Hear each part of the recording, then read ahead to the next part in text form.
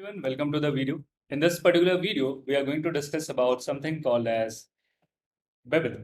Now, in case of React application and what is basically a React. So if you guys are familiar with React, it's a UI library allowing us to write JSX code, which is converted to basically JavaScript and then served to the browser. Now, browser has a way to understand HTML, CSS, and JS. So this is where the things of journey of JSS begin. Now, JSX basically help us writing JavaScript code to generate UI components, but they looks basically like a HTML, although they are not HTML though. Okay, so they're just a form of JavaScript, and this is what we are going to talk about today. Now, what allows JSX to be shown into the browser, or how is this conversion happens? So that is where Babel comes into picture. Now, Babel, some people mention it as a compiler, but Babel is a transpiler. We'll come to the point. So basically, let's go to the site of Babel and let's talk about what do we mean by Babel. So we'll just go to the browser and search for something called as Babel. Okay, so let's see. So we will say Babel.js and it says use next generation JavaScript today. So something like that. Okay, let's go to try it out. Now a simple JSX code looks something like this. So maybe if I go to, let's say write heading, and in this case of heading, I write H1 over here and something like this.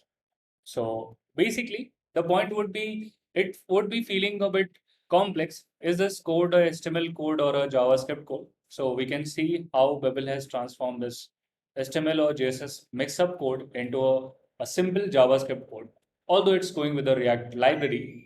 So React library anyways will be available with our browser to convert it to the HTML. So that's something going to happen. Although JSX has other features. So if I want to set a heading, so let's say there's React.js, maybe we say React.js over here. So we can see uh, the first parameter of this function gets the H1, the second is the attribute, which is basically there's no attribute, so it goes to null and then React.js. Not only this, JSX offers writing JS codes or JS expression inside the tag itself. So just go by a simple curly braces and write any JavaScript function you want. So let's say that I want to write if 100 is going to give remainder with 0 with 2. So something like let's say even, or maybe something let's say odd. So this is just to show an example how easy it becomes to use or to combine both HTML code and the JS code together with JSX, which is basically not a HTML code, but it makes the development phase easier. Now, why exactly do we need Babel? So this code we have written over here isn't compatible with the browsers. Now browser won't understand this div over here, or maybe the header over here, or maybe the button which is being imported from a third party library. This is definitely not going to be understood by the browser. This is where Babel comes into picture.